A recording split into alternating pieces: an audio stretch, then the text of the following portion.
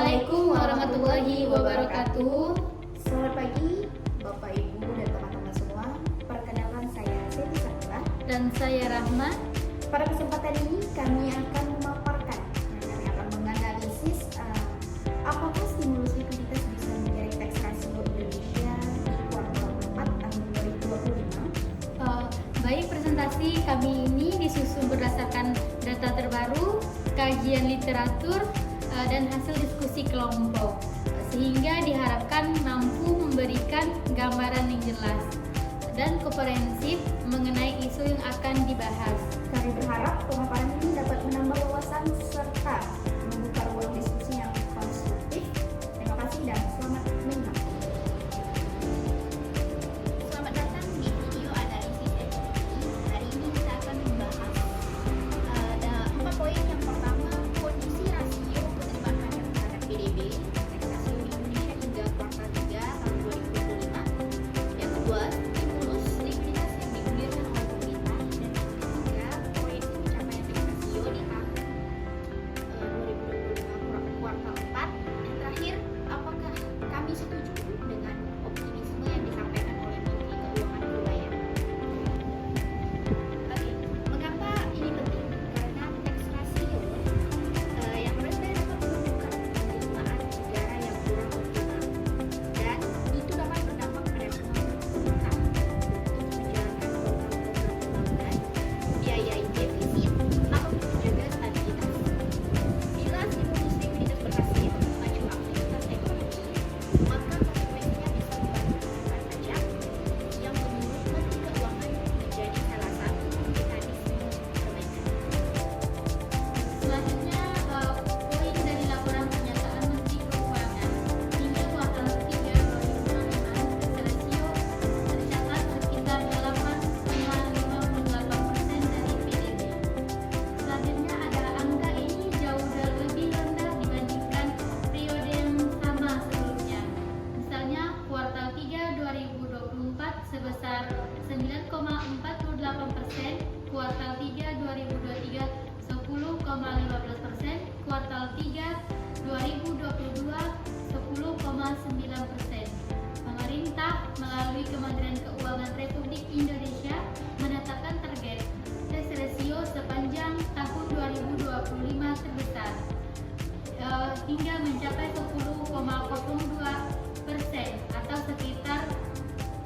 Salah satu langkah yang dijalankan adalah injeksi likuiditas ke bank-bank pelat merah atau himbara sejumlah 200 triliun untuk mendorong sektor real dan likuiditas di dalam sistem keuangan. Dana tersebut ditempatkan di 5 bank BUMN, yaitu Bank Mandiri, Bank BRI, Bank BNI, Bank BTN, dan Bank BSI dengan besaran masing-masing. Mandiri yaitu 55 triliun, BRI 55 triliun, BNI 55 triliun, BTN 25 triliun, dan BSI sebesar 10 triliun. Proyeksi Menteri Keuangan bahwa dengan stimulus dan likuiditas tersebut, maka tax ratio di kuartal 4 2025 akan meningkat dari posisi kuartal 3 atau paling tidak akan turun. Alasan yang dikemukakan perlambatan di kuartal 3 terutama karena sektor swasta lemah atau privat sektor, sehingga penerimaan pajak melambat. Dengan stimulus, roda ekonomi akan bergerak lebih cepat di kuartal 4 sehingga penerimaan naik.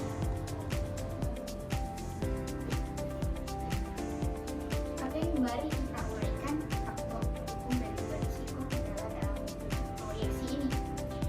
Faktor pendukung yang pertama, injeksi 200 triliun ke bantuan BUMN berpotensi meningkatkan kredit di sektor real, mendorong konsumsi, investasi, aktivitas ekonomi yang pada gilirannya meningkatkan basis penerimaan pajak. Yang kedua, beberapa laporan menunjukkan bahwa konsumsi mulai menunjukkan tanda pemulihan. Yang penting karena konsumsi membantu penerimaan pajak melalui PPN, pajak penghasilan dari sektor swasta dan sebagainya. Yang terakhir, adanya kesadaran dari pemerintah bahwa tax ratio sangat rendah dibanding periode sebelumnya dengan komitmen untuk memperbaiki. Dan risiko kendala dari proyeksi ini pertama yaitu dari 8,58% ke target 10%, berarti perlu peningkatan 1,4 poin dalam satu kuartal. Ini angka yang besar dan relatif agresif. Kedua, Menteri Keuangan sendiri menyebut bahwa penurunan tax ratio disebabkan oleh pelemahan sektor swasta di kuartal 3. Bila sektor swasta belum pulih, maka penerimaan pajak dari korporasi dan individu akan sulit naik secara signifikan dalam waktu singkat. Ketiga, walaupun dana 200 triliun, ada laporan bahwa bank kesulitan menyalurkan dana ke kredit produktif. Sebagai contoh, bank hanya menyerap 7 triliun dari sebagian dana. Ini menunjukkan penghambat di lapangan seperti permintaan kredit yang rendah atau risiko kredit yang tinggi. Yang keempat, meskipun likuiditas masuk ke sistem penerimaan pajak belum langsung naik secara signifikan karena butuh waktu bagi kredit, investasi, produksi, dan kemudian keuntungan yang kemudian dikenai pajak. Dan yang terakhir, ekonomi global melambat, komunitas menurun, atau kondisi internal seperti birokrasi, kontrol pajak, efisiensi pemerintahan bisa menjadi hambatan. Setelah melihat data dan menganalisis, ada beberapa pandangan dari kami. Saya pribadi, kenapa saya setuju sebagian? Saya setuju bahwa stimulus likuiditas serta fokus pada sektor real memang langkah yang tepat dan diperlukan untuk memperbaiki tax ratio. Dengan memperkuat konsumsi dan investasi, penerimaan pajak memang bisa meningkat. Dan saya juga setuju bahwa mempertahankan agar tax ratio tidak turun lebih lanjut adalah target realistis dan penting. Artinya, kalau tax ratio bisa stagnan atau sedikit naik, itu sudah menjadi kemajuan dari tren sebelumnya yang menurun. Kenapa saya kurang percaya sepenuhnya? Karena kenaikan tax ratio dalam satu kuartal yang cukup besar, yaitu 1,4%, sangat optimis mengingat kondisi saat ini dan waktu yang terbatas.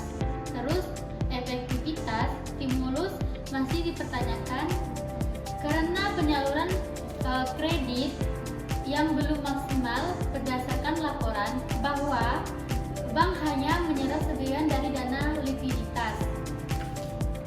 Penerimaan pajak adalah hasil akhir dari banyak proses, yaitu melalui kredit ke produksi, produksi ke keuntungan, dan keuntungan ke investasi, dari investasi ke pajak.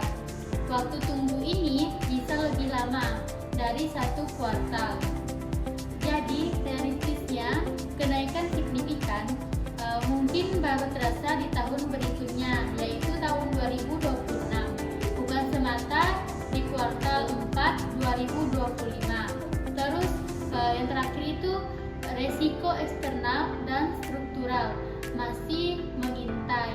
Ini karena misalnya bila sektor swasta belum pulih dengan cepat atau kondisi global itu memburuk. Oke, baik. Secara keseluruhan, tax ratio Indonesia hingga kuartal 3 tahun 2025 berada di titik yang cukup rendah, 8,58%, dan jauh di bawah target 10%. Pemerintah telah mengambil langkah stimulus melalui likuiditas 200 triliun ke bank-bank BUMN untuk mendorong sektor real dan diharapkan meningkatkan tax ratio di kuartal 4. Meskipun langkah tersebut tepat dan memberikan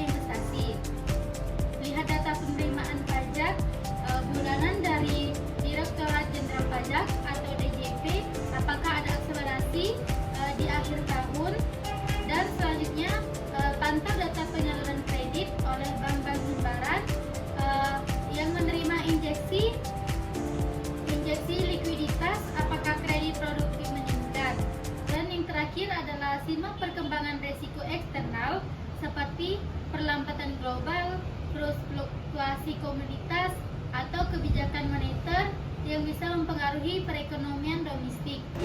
Gen Z jangan takut masa depan seperti apa, karena saya juga Gen Z rupanya. Jempol dulu Pak. Jempol. Oh, jempol.